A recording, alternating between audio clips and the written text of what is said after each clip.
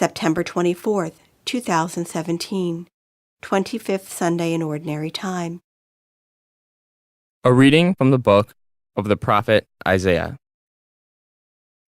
Seek the Lord while he may be found. Call him while he is near. Let the scoundrel forsake his way, and the wicked his thoughts. Let him turn to the Lord for mercy, to our God, who is generous in forgiving. For my thoughts are not your thoughts, nor your ways my ways, says the Lord. As high as the heavens are above the earth, so high are my ways above your ways, and my thoughts above your thoughts. The word of the Lord.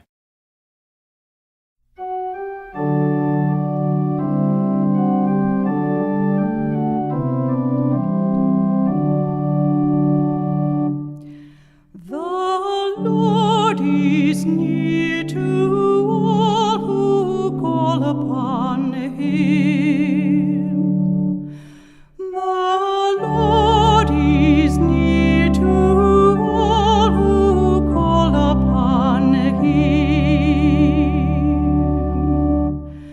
Every day will I bless you, and I will praise your name forever and ever. Great is the Lord and highly to be praised. His greatness is unsearchable. The Lord is near to all who call upon him. The Lord is gracious and merciful, slow to anger and of great kindness. The Lord is good to all, and compassionate toward all his works. The Lord is near to all who call upon him. The Lord is just in all his ways, and holy in all his works. The Lord is near to all who call upon him, to all who call upon him in truth. The Lord is near to all who call upon him.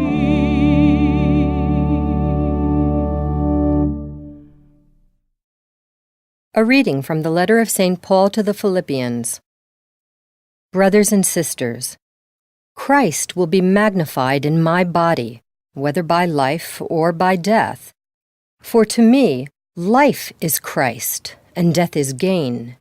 If I go on living in the flesh, that means fruitful labor for me. And I do not know which I shall choose. I am caught between the two. I long to depart this life and be with Christ, for that is far better.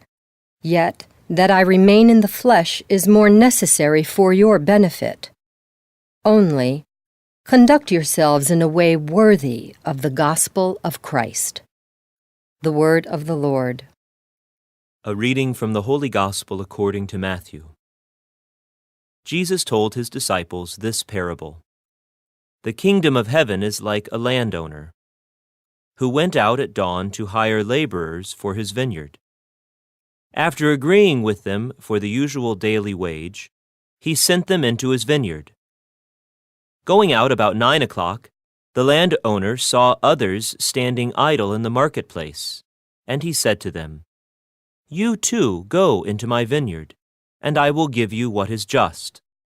So they went off. And he went out again around noon, and around 3 o'clock, and did likewise. Going out about 5 o'clock, the landowner found others standing around, and said to them, "Why do you stand here idle all day?" They answered, "Because no one has hired us." He said to them, You too go into my vineyard." When it was evening, the owner of the vineyard said to his foreman, "Summon the laborers and give them their pay, beginning with the last and ending with the first." When those who had started about 5 o'clock came, each received the usual daily wage. So when the first came, they thought that they would receive more, but each of them also got the usual wage. And on receiving it, they grumbled against the landowner, saying, "These last ones worked only 1 hour, and you made them equal to us, who bore the day's burden and the heat?" He said to one of them in reply, "My friend, I am not cheating you. Did you not agree with me for the usual daily wage? Take what is yours and go. What if I wish to give this last one the same as you? Or am I not free to do as I wish with my own money? Are you envious because I am generous?" Thus, the last will be first, and the first will be last. The Gospel of the Lord.